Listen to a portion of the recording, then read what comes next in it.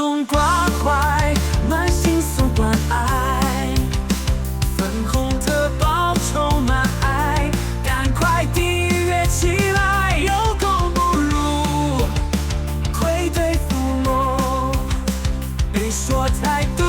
公众要走入了啦，那次不如在这大如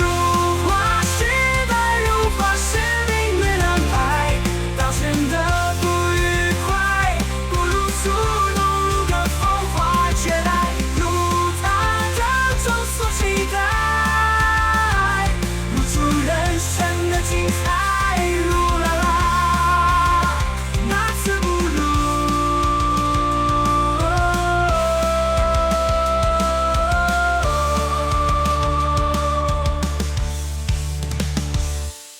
大家好，欢迎回到本周冯特报，我是各位最好的乳工投资顾问 Porter 老师。今天影片进入正题之前，要先感谢 Surfshark VPN 赞助本集冯特报。使用免费公共网络上网，如果没开 Surfshark VPN， 那就像你大脑里被人装了监视器。有心人士对于你点过什么网站、搜寻了什么内容，甚至账密，都可能被看得一清二楚。若用英雄联盟这竞技游戏来比喻的话，好比你不穿任何装备，还站在敌方的视野，行动被一览无遗。而广告商、骇客、钓鱼网站就像敌方打野和辅助的角色，时刻掌握你暴露的足迹，可以轻松拿下你的个资。因此建议上网记得使用 Surfshark VPN， 如同让你学会隐形术，将自身网络数据加密，不留任何足迹。想看有地区限制的影片 ，Surfshark 还能成为你的传送门，一键切换 IP 位置，轻松跨越国界，自由穿梭在网络上。最佛心的是 ，Surfshark 账号不仅限于一个装置，无论手机、平板电脑，全家所有装置都能共享这份隐私保护，再也不用担心个资被突袭。此外，还有其他强大的附加功能，像是里面的 Antivirus 防毒软体，能一键快速侦测、扫描病毒，排除有害文件，有效远离钓鱼网站威胁，做好治安防护，降低被盗风险。立刻到影片说明栏位点属专属连结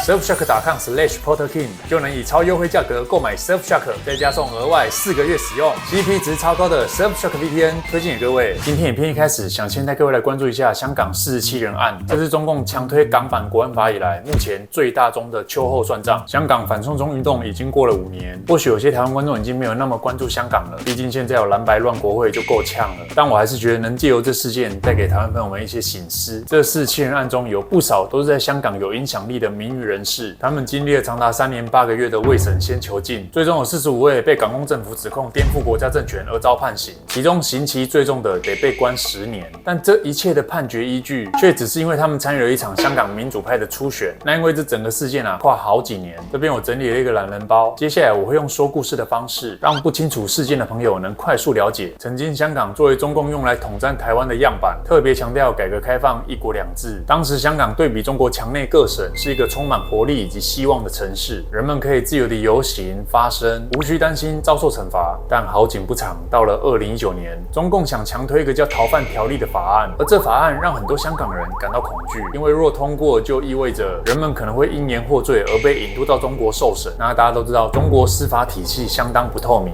港人认为墙内跟香港的司法完全是2回事，于是最终引发了香港人的反送中运动。2019年6月9号，103万港人走上街头喊着"香港加油"，这是1997年香港回归中共国以来最大规模的游行。不过，尽管这么多人表态，中共依然没有软化态度，反而港警的镇压越来越严厉，造成示威者与政府的对立进一步加深。而在这一场运动中，有一位法律教授戴耀廷，他擅长用条理清晰的思维分析社会问题。他见到香港此景后，便提议可以通过办一场初选来团结民主派人士，最终目标是在立法会取得过半席次，用合法手段迫使香港政府回应市民诉求。而说是初选，其实也不是正式的立法会选举，是没有法律效力的，纯粹是为了团结民主派、增加赢的机会而办的活动。等于说，先约各位民众来帮忙选出民主派参选人，被选出来的这些人再接着去参加正式选举。那戴教授的构想发表在苹果日报，很快就得到许多民主派人士支持。接着，民主派候选人像是黄之锋、周嘉诚、吴镇亨等人站出来号召市民参与，想让更多香港人的声音进入立法会。他们之中有的领导过和平抗议，有的长期深耕基层，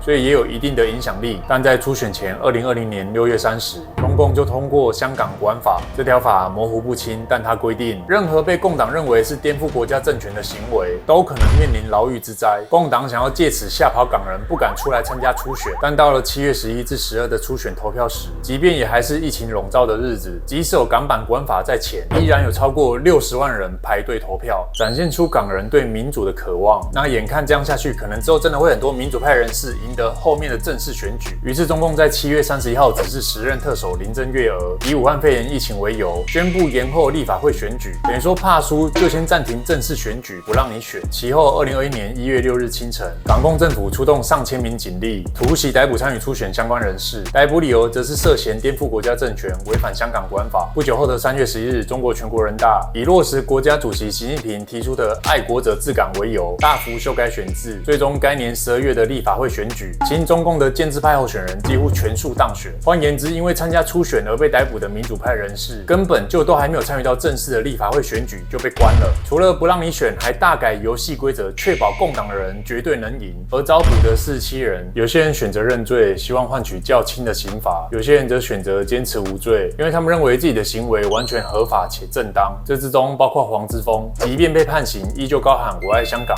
再见；以及何桂兰不向港共法官求情，也不认罪，于是被判7年。但没看他流下一滴泪，也没在任何人面前示弱。被关期间还继续写文章鼓励香港人，这让我想到台湾的美丽岛事件，很悲伤。而47人案最终45人被判有罪，仅2人无罪。前面提到的戴耀廷教授也遭重判10年有期徒刑，其他人就算是有认罪的，也都被判4到7年有期徒刑。中共判这些刑期，其实也不只针对这群人，而是针对所有的香港人以及想捍卫民主自由的人，制造寒蝉效应。这不仅是对这些民运人士的审判，更是对整个香港民主运动的审判。那些参与初选的人，代表的是投票的60万港人，而这场审判无异于将这些人的希望打入牢笼。中共要的就是想确保香港今后都不会再有任何人够胆再去发动组织民主运动，肉身还在香港的，从此也不敢再随意评论政治。中共让港人从此活在恐惧中，香港民主倒退30年。借由香港的例子想呼吁部分台湾观众麻烦认清现实，否则我们也恐将走上香港的路。这也已经是进行式了。还没关注立法院最近有什么事情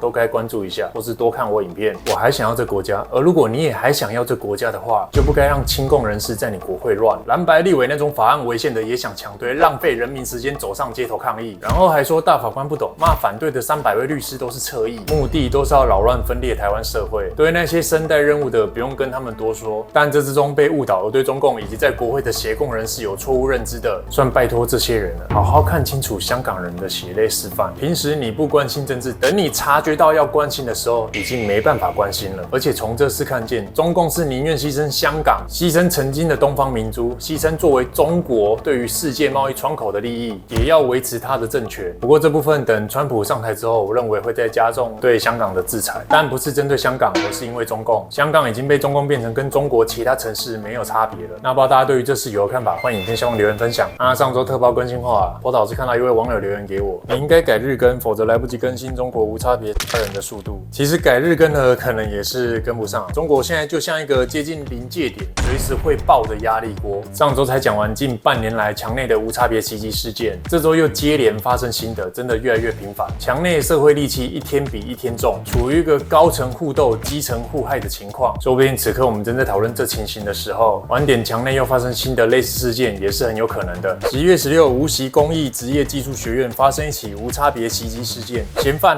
是徐某，是该校的男学生，21岁。据中共公安的公告说，他是因为考试不合格，没拿到毕业证书，以及对实习报酬不满，抗议申诉苦无结果，最终愤而回校持刀随机袭击。但这人在行凶前有在他手机里留下遗书，控诉工厂压榨以及学校不公。当雪崩的时候，没有一片雪花是无辜的，所有人其实都是一个整体。一个人的不幸就是所有人的不幸，别人的不幸就有可能是你的不幸。不要问上中为谁而鸣，上中就是为你而鸣。遗书中阐述他实习的工厂恶意拖欠工资，还不给劳工保险，加班没加班费，还会罚款扣他钱。所有工厂里的工人每天生死轮回，2班倒或3班倒，一天工作16小时，1个月都没有1天休息，因生病请几天假，还会被经理呛说别人发烧流鼻血都能干活，你凭什么不能？不能干就滚蛋。凶嫌对于工厂对工人无情压榨与剥削感到很绝望，他说试了很多方法都没有办法解决，并表示这世界需要被改变。一个人可以被毁灭，但绝不能被打败，宁可没命也不愿再被压榨与剥削，希望以自己的命来推动劳动法进步。还说学校恶意扣他毕业证书，不让他毕业，大部分人考试全是作弊，学校有考试没过证书为由不给毕业，所有人都在欺负我，别以为我是老实人，有些账总是要清算的。我要用生命去战斗，我将彻底洗刷我的耻辱。最后说，让历史来审判我吧，历史会证明我是对的。我爱这世界，我爱我的家人。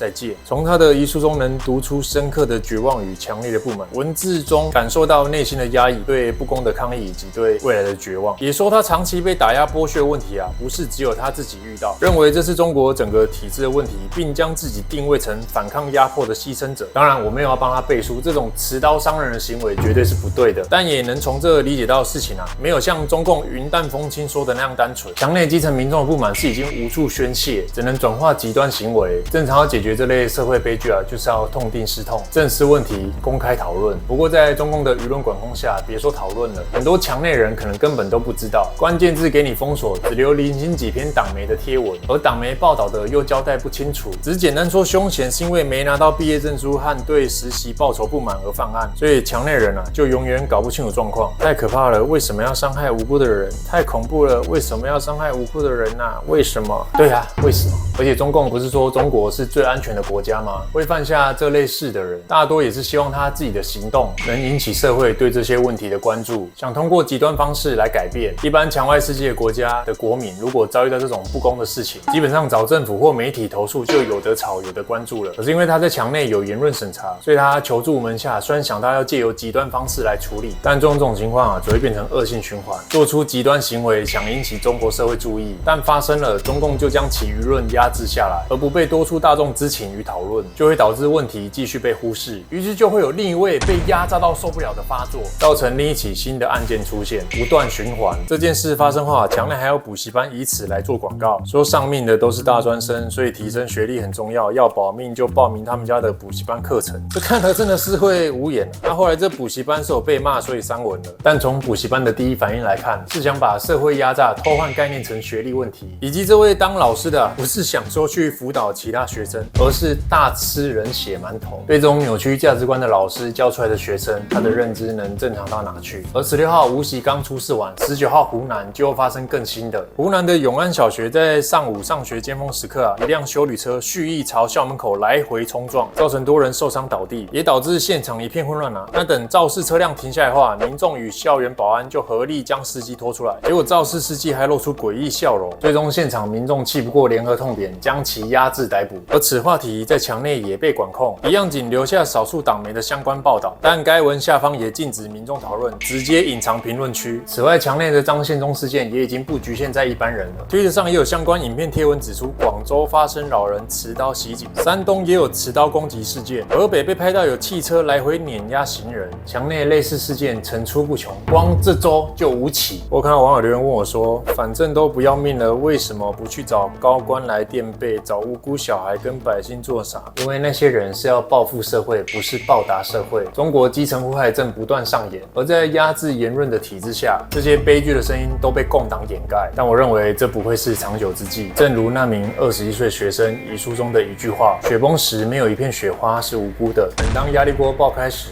我想连中共官员都可能被波及。我们就继续看下去。再次提醒，肉身在墙内，然后翻出来看我影片的正常中国网友，人多的地方不要去，尽量少跟人起纷争，因为你不知道自己会不会是压垮他的最后稻草。反而遇到那些小粉还可以跟他吵一下，因为还有心力上网喊武统替中共洗地的，应该至少都过得比那些被逼入绝境的人况来得好。那今天影片就先聊到这边，再次感谢 Surfshark 对这个单元的支持。提醒各位，在留言区的部分我会放优惠链接给大家使用，有需要的朋友记得点选链接。这边是波通好帅，喜欢我的影片请帮我按赞加订阅，那我们下次影片见，拜拜。